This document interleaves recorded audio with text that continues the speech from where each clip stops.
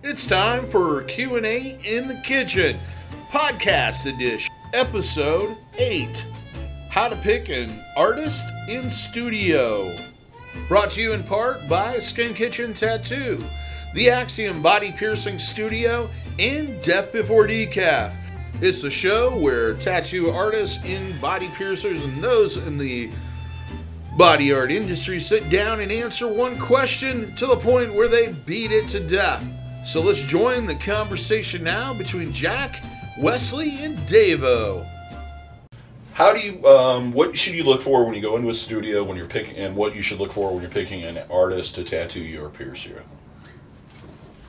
Personally, I think you should look for a good-looking artist with a big ginger beard. That helps a little bit. But what if that isn't available? But if that's not available, you know, just really the first step is always going to be asking around, asking some friends and people you trust, kind of where a good location to start looking is for artists in good shops, and then checking out their site and looking at portfolios. That's going to be each individual artist to them is their portfolio, and nothing's going to speak louder to you than their portfolio at first bat, or first impression. Now, I think every artist they're putting their best foot forward with their portfolio. So it's important, I think, definitely get into those shops after you've reviewed those portfolios and start meeting those artists, talking to them. You know, if it's an important piece to you, which every piece really should be, but if it's a really important, especially an intricate thing or something like that, get in, talk to that artist, have a consultation, know who they are before you really invest too much into it. But yeah, I don't know. I think that's a good starting point. Yeah, I think too. And this gets easier and easier because tattoos, it seems, you just see them more and more, and it's just such a common thing now that when you're out and about in your day, or you know, whether you know them or not, if you see someone when you're in the store and you see a tattoo on them that you really like, just friendly ask them, "I really like your tattoo. Who can I ask you who did it?" And the name that comes up the most, that might be where you kind of want to start. Because the great thing about that is, not only do you get to see the tattoo in the flesh, walking around like it will be, not all shined and pretty and brand new in a portfolio or something like that, but you get to talk to the person. You know, they can go, "Oh yeah, Jack did that, but what a fucking dick. Holy shit. Real asshole. I mean, I like the tattoo, but I don't know if I'm going to go back because the guy's a real prick." Yeah. So, or, you know, it could be the other way. "Yeah, man, the shop was great. He was great. I've had other work done and it hurt real bad. He, you know, it felt like angel tickles," whatever. So I think that's a really great resource, you know, because like you were kind of leaning towards, the portfolio is only the ones that I want you to see. Yep. You know, I could have fucked up 100, but I got one of those right, so that's the one I'm going to put in my portfolio, obviously. So you don't get any idea of consistency, you get an idea of style more. Yeah. You get an idea of the artist's preference, of maybe what they want to do, and kind of maybe the way they lean. Some artists just lean very heavily on one style, and they only really enjoy doing that one style. And some artists move around, but they kind of stick to a general style. Some artists, from birth to death, they kind of stick with one. Me, I try not to stick with one. I try to be as versatile as I can because that makes me happy in my work. I want to be as versatile as I can, so I try not to necessarily get pigeonholed in a style. But if you've got a piece that is very heavily stylized, you like it because it's very light, there is no outline, or the use of the shading is a certain way, well, then you might want to go and look at people's artwork and see and find an artist that has art that leans that way. That's going to make it really easy to click with the artist because they're already kind of in that mindset anyway. "Oh, that's my wheelhouse. That's how I would do it. You know, if you just, you know, that's how I do it anyway."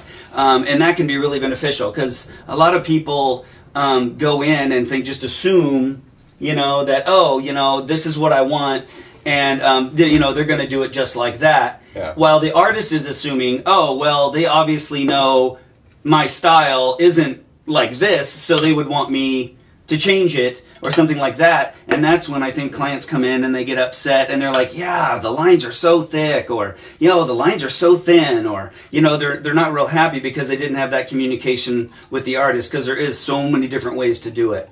But if you start off with an artist that is kind of leaning in that style anyway, it'll kind of cut out a lot of that miscommunication. But I know when I do a consult, that's one of my questions. You know, how do you want it done? Yeah. You know, do you want kind of a heavy, bold, more older school look, a heavier outline? Do you want it more light, more realistic looking? Because I enjoy doing all those styles, and a lot of times a design will look good in any style if you do it right. So. And that's why bringing in examples of tattoos Right, that I you love like that. is very Reference. important. So that you can, so they can kind of get in your mind and go, oh, they like this, they're leaning this way, and they're leaning this that way. Yeah, I mean, like something like a dragon. When people kind of, I want a dragon wrapped around my arm. Well, everybody knows what a dragon is. Yeah. But I see a dragon in my head different than you see a dragon in your head, and Lots it can of different styles. Of exactly. dragons. So bringing in, get on Google, print out 3, 4, 5, or throw some on your phone. And it's not just dragons; it's literally everything Right, in life. There's right. different styles of everything. Rose can be done 1,000 different ways, and to some people, some styles look like garbage, and that same style to someone else could be the only way it looks good. So relaying that kind of where your preference lies and what you think doesn't look good in the skin and what you think does look good will lead you to a lot more likelihood that you're going to walk out of the studio happy. And reference is great. Even if it's not a tattoo that is the subject matter you're wanting, even if you just grab some tattoos that you just think look nice in the skin, that's going to tell me, oh, okay, all these tattoos are lined pretty much the same way and they've got a kind of a heavy black. Okay, so I know that's what they're going to like. Okay, all these tattoos obviously on the other side of the spectrum, but that reference can really help fill in that guessing point. So when you leave, because certain tattoos look right to certain people and done a certain way. Some people will only really wear something that's old school and bold and that stands off, and other people, that looks too heavy. I don't like that at all. Looks cartoony. Yeah. Looks like something my uncle would have. Yep, and I can appreciate all of them. So and some artists don't. They will. They really, like I said, lean on this one style and will stick to it. So, and that's a lot of things that you can gather by sitting down and having a consultation. Yeah. If they have a few minutes. But even looking at a portfolio before the fact, I mean. Yeah. And one of the things I always tell people to look for in portfolios is consistency. Right. Because even if they're going to put their best 20 in there, any idiot on the planet can probably do 2 good tattoos. Right. Now, to do them consistently is an entirely different thing. I pulled up portfolios or watching the shops open it up. It's like, wow, it's great black and gray. What in the hell? What is that? Looks like a 2-year-old drew that. And sometimes that might have been the person's what they wanted, but the reality is you start looking at it, it's like, well, that line's this big, and then it's this big, and then it's this big, and then it's this big. They don't understand the technique, and they don't have the skills to give you a proper tattoo. Right. So, it's looking at the consistency. Before I go any further, though, let you know, Jeff Before Decap, brought to you in part by, and they have great stuff, and we'll leave the links in the description below. You should pick some up. It's local. And these mugs are for sale at the store, by the way. Yes, just in time for Christmas. I've only got, I think, a half of 20 cases left. No, I'm just kidding. I think I have just like a half a box of them left, which is maybe a dozen of them. I only have 3 storage. They make great stocking stuffers, and along with a gift card. And they're durable. Don't you like? Oh, you can. Oh, these? Yeah. Oh, what are they? $12? $12. Very durable. They've got the logo on both sides, Yeah, so nice. you can see it coming and going. They're cool.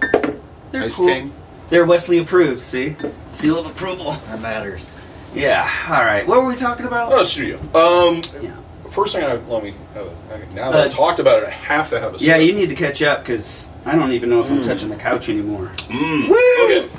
So, first impressions are very important regardless of what you're doing in life. If you're going into somewhere to have somebody permanently alter your body, your first impression of when you walk in that door of what happens should kind of dictate what exactly is going to happen. If you walk into the place and everybody in there seems like they're more interested in their phones and they're in the back room yelling at one another or what have you, and there's just this negative environment to it, like they're going out of their way to answer a question for you, you probably are going to have the same experience when you get either a piercing or a tattoo there. The other thing is look around. If you look around our studio, you'll notice that the personality of one of the key owners, or the key owner, is reflected in the studio itself. You can tell a lot about a business with a ran well, because it does reflect the personality of the people that are in charge, because you're going to have things hanging on the wall and stuff that they're interested in because they want to draw attention to it. The other thing is pride of ownership. Just like if you were going to go out and buy a used car off somebody, look around the area. If there's light bulbs burned out, it looks like something hasn't been dusted for 6 months. If there's discarded pop containers in the corner, and and all the garbage baskets seem like they're overflowing, and the toilet's not clean, that's probably kind of a reflection of their overall cleanliness. And also, they may have lost their spark in owning the business in the first place. Yeah. With piercers, some things you want to look for, of course, look at their portfolio. I'm kind of half and half on it. I won't put anything in my portfolio until it's completely healed. So it's kind of limited. And you want to look for consistency and that they've done that particular piercing. I've done a lot of piercings I've never taken a photo of, because I did the piercing, it took 6 months for it to heal, and by the time it healed, I either totally forgot about it or the person never returned to have jewelry changed or whatever. So it's not as consistent with a tattoo where you're taking it immediately afterwards. The other thing you want to do is, if you have a chance, is talk to the piercer. If they start off basically just ushering you to the back to get it done, probably should choose somebody else. They should sit down and kind of talk to you about what it's going to entail with the piercing, how long it's going to take to heal it, kind of go over a perspective of what the commitment is for the piercing. Also, they should talk to you about risks. If that particular piercing has a high risk of migration or causing damage to teeth or what have you, to make you make an educated decision on whether or not you want the piercing. Keep in mind that with tattoos or piercings, this person is going to be with you pretty much until that heals. If it seems like they're the type of people that are going to be like, yep, it's done, I'm done, that's not somebody you want to go to either. You want to have somebody that's going to have that support system built in. Yeah. And education is a big part of that. And longevity in the businesses. Yes, because those people don't last. And I've seen shops that had great ratings, great people, everything was working great, they had great artists, everything was just, they were just rolling in money. And then all of a sudden, somebody got mad at somebody or something happened, and the next thing you know, nobody goes there anymore. The quality of the tattoos, the quality of the piercings have gone down. People have left, people have come in. Those things happen because people just lose interest. Yeah. Or they become complacent, either or. Right. But yeah. And it's a high stress job. Oh yeah, yeah. You know, it's one of those things, kind of like probably like teachers. You know, people, you know, they want to become a teacher because it looks pretty good on paper. You get your you get 3 months off. Blah blah blah. But then they get in there and they're like, "Holy fuck, this is a fucking job. I gotta talk to This is kids a hard all day." job." And that's why I think there's the turnover rate there is in the teachers. So yeah, there's longevity is a thing because. Like you said, especially in piercing, you know, some piercings take 6 months to heal. You know, you need somebody that isn't going to be, you know, down the street or in a different somebody area. that when you have, like, you get in a car accident at 3 o'clock in the morning that you can text, and at least within the next 6 or 7 hours, they're going to let you know how to put that jewelry back in. Yep. You know, or what have you, or answer a question and at least put your mind at ease. I do it for people that I don't even pierce. Right. On a regular basis. Well, I mean, you do that in just all the, I think, in the amount of content you put out, you know, knowledge on the website and everything else. I mean, that's not free. No. But it's free. You know, Yes. that's over 20 years of knowledge that you're just going, hey, here you go. If this can help you out, take it. Because, you want to help the industry overall. Because I want it to grow. Awesome. Yeah. I want everybody to I mean, feed. the more great piercings are out there, just like tattoos, the better overall piercings and tattooing just looks. And the further the advancement of the art becomes. Right, yeah. Because let's face it, when we started in the industry, it was just starting to go through its first boom. Mm-hmm. And before that, there weren't too many people around tattooing or piercing. And the reason why was because there just wasn't that demand. But the industry had kind of stagnated up to that point. If you take the old boys that were tattooing in the 70s and 80s, they got really kind of taken aback when everybody wanted to do custom pieces, and fine line, that won't work. And it took a lot of individuals getting very interested in that more fine art version of tattooing to get people interested into it so that it grew to where it is today. You have been listening to Q&A in the Kitchen, recorded live at the Skin Kitchen Tattoo, located in Des Moines, Iowa. Those on the panel were DaVo from the Axiom Body Piercing Studio, Jack Lowe from Skin Kitchen Tattoo, and Westley Dickerson from the Skin Kitchen. If you'd like to see further episodes, please stay tuned. We'll be posting more in the future, and do subscribe. If you would like to watch the video version of this, go over to our YouTube channel. We post these every other Sundays. You can subscribe there and not miss one episode. So until next time, have a good day and happy piercing and tattooing.